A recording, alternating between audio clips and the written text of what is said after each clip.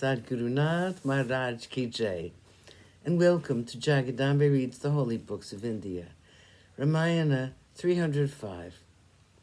As you may remember, Hanuman wanted to see Sita one more time before taking off. He went to where Sita was. She was overjoyed to see him and said, "I am convinced that you can alone destroy the entire Rakshasa host. There is no limit to your power. Go back to Rama and give him the message of mine that I'm waiting impatiently for his coming." Hanuman said Rama will soon be here, surrounded by his army of monkeys and bears. You can be without any worry. He prostrated before her and took leave of her. Hanuman was eager to go back to Rama and give the great news, and he hurried to the top of the hill by name Arishta. He strode on the surface of the top, and the rocks were crushed by him and his heavy steps. As he did on the top of Mahendra mountain, Hanuman grew in size. He took one look at the sea surging under him, and he sprang into the air, his face toward the north. The mountain was pressed down by his weight, and it was pushed down into the earth.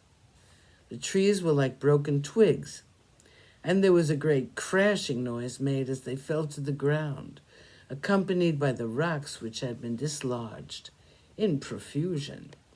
Serpents and lions left their hiding places and came out in terror. The rocks were covered by the poisons which the serpents were spitting out of their fear. Hanuman was in the air after shaking the mountain away from his great feet. Spurred by his eagerness to reach Rama and pleased with himself since he had achieved his objective, Hanuman was finding it very easy to cross the sea. It seemed as though he was swallowing the sky with his immense frame. He seemed to touch the moon, and he seemed to pass very close to the sun and the region of the stars. The clouds were pulled along with him because of his speed. He passed through the sky, where the clouds were tinted in myriad colors. Some were white, some red, others blue and yellow. There were some which were tinted green and red, and it was beautiful to see Hanuman streaking like lightning through them. Roaring like a rain cloud, he coursed through the sky like an arrow shot from a bow. He met the mountain Menaka, and he set up such a roar when he went near it. After stroking it with affection, he went on his way. Soon he was nearing the Mahendra mountain, and here could be heard the roar which he set up. The four quarters resounded with the echo of his roar. As he neared the spot where his friends were awaiting him, he shouted to them and shook his long tail. The triumphant cry of Hanuman was heard everywhere. The Vanara host, which was waiting for him eagerly and with great anxiety, heard his war cry. They waited for him to land.